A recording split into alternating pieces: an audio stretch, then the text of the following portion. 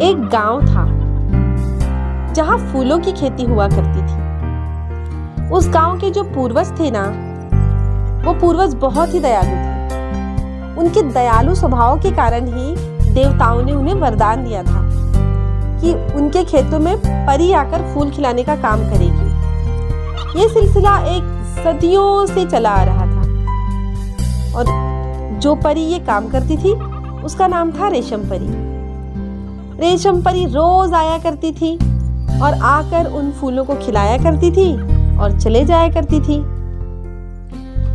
हर रोज की तरह आज भी रेशम परी फूलों के खेत में इधर उधर उड़कर फूल खिला रही थी। तभी अचानक बादलों के गरजने की आवाज आने लगी।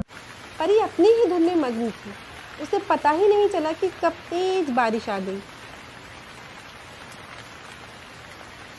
रेशम परी के पंख पूरी तरह भीग गए और वो जमीन पर गिर पड़ी।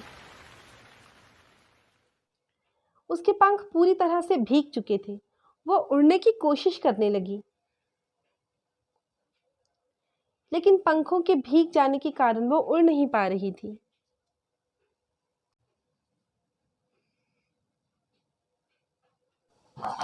वो बहुत परेशान हो रही थी कि अब वो घर कैसे जाए। वो अपने नन्हे नन्हे कदमों से बहुत तेजी से आगे बढ़ी।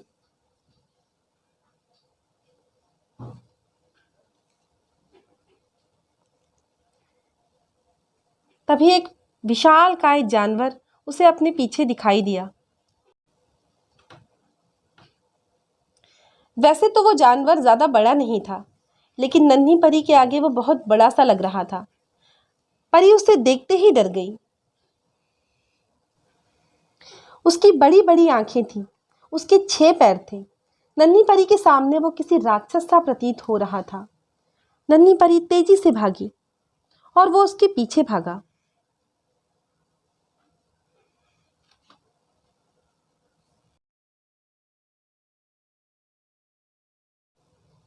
नन्ही परी भागते भागते बगीचे के किनारे आ गई।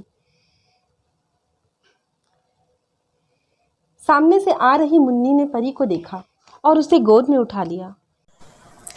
तुम इतना डर क्यों रही हो? और कौन हो तुम? तुम तो नन्ही सी परी लगती हो। कितनी ठीक गए हो तुम। क्या हुआ है तुम्हें? बचाओ, बचाओ मुझे प्लीज।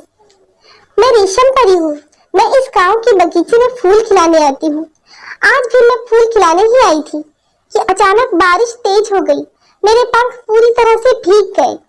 जब तक मेरे पंख सूख नहीं जाते मैं उड़ नहीं सकती। और एक बड़ा सा जानवर मुझे खाने मेरे पीछे आ रहा है। वो मुझे खा जाएगा। मुझे बचा लो। तुम डरो मत नन्ही परी। जब तक तुम्हारे पंख सूख नहीं जाते तुम मेरे घर चलो।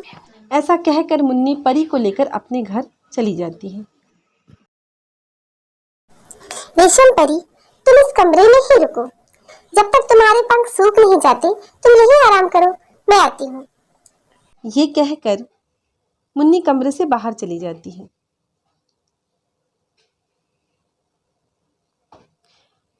थोड़ी देर बाद परी को कुछ आवाजें सुनाई देती हैं।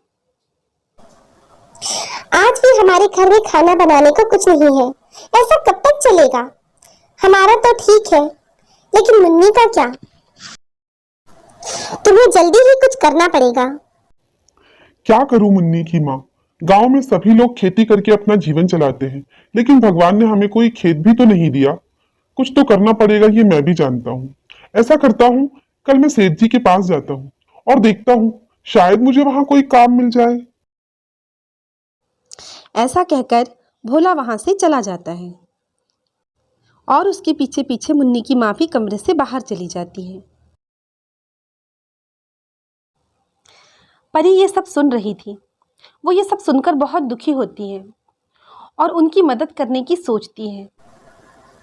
बेचारे ये लोग इतने परेशान क्यों हैं? ये लोग, क्या इनके पास खेत का एक टुकड़ा भी नहीं है?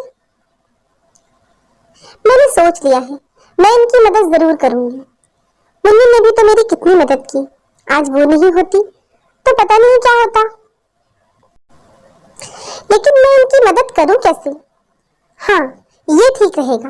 मेरा जादू आखिर किस दिन काम आएगा? ऐसा कहकर रेशम परी अपने नन्हे नन्हे हाथों से जादू करती है। इतने में वहां पर एक छोटा सा पेड़ उग जाता है और पेड़ उगते ही वो गायब हो जाती है।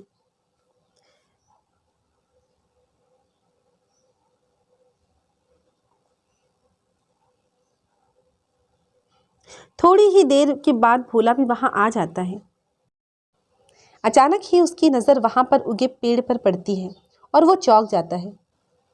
जैसे ही भोला उस पेड़ को पकड़ता है, पेड़ अपने आप ही बड़ा होने लग जाता है। पेड़ ऊपर की ओर बढ़ने लगता है और रामू भी उसके साथ साथ ऊपर की ओर बढ़ने लग जाता है। वो पेड़ बादलों को चीरता हुआ आसमान पर जाकर रुकता है। अरे, ये मैं कहाँ आ गया? कितनी खूबसूरत जगह है ये। लेकिन ये है किसकी? वाह, बहुत ही खूबसूरत जगह है ये तो। चारों तरफ बादल ही बादल, फूल ही फूल।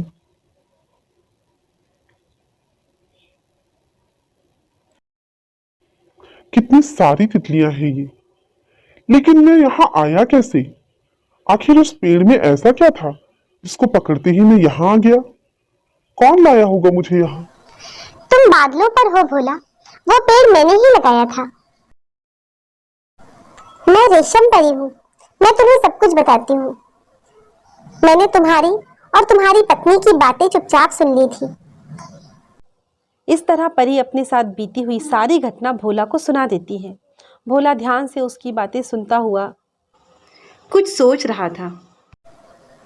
भोला, अब तुम यहाँ पर खेती करो।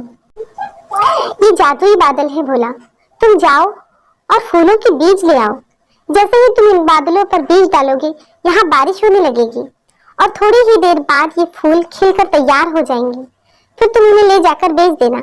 इस तरह तुम्हारी गरीबी दूर हो जाएगी। भोला को परी की बातें सुनकर बहुत अचंभा हो रहा था, लेकिन वो उसकी बातें मानकर घर वापस आ जाता है ताकि वो बीज ले जाकर बीज को लगा सके। भोला अपने घर वापस आ जाता है। वहां उसकी पत्नी उसका इंतजार कर रही होती है। वो भोला को देखकर पूछती है, कहाँ गए थे आप? मैं कब से आपका इंतजार कर रही थी। इतनी देर कहाँ लगा दी आपने?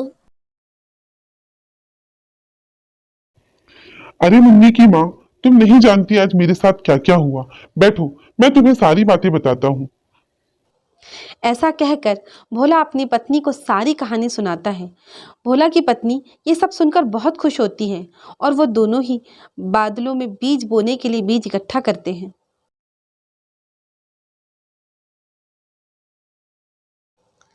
पति पत्नी दोनों बीज लेकर बादलों पर पहुंच जाते हैं। हाँ, कितना खूबसूरत दृश्य है ये। मैंने तो आज तक इतना खूबसूरत दृश्य कभी देखा ही नहीं।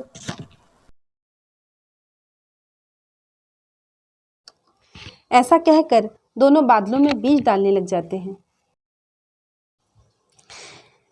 जैसे ही बादलों में बीज डालते हैं, बारिश शुरू हो जाती है।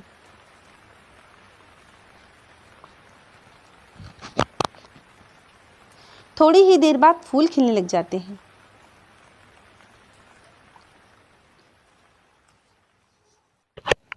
देखो मुन्नी की माँ, सच में फूल खिलने लगी।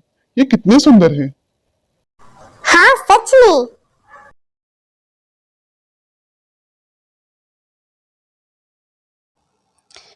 इस तरह वो लोग बहुत सारे फूलों को इकट्ठा करके बाजार में बेच देते हैं और आए हुए पैसों से घर के लिए राशन और मुन्नी के लिए कपड़े और खिलौने ले आते हैं।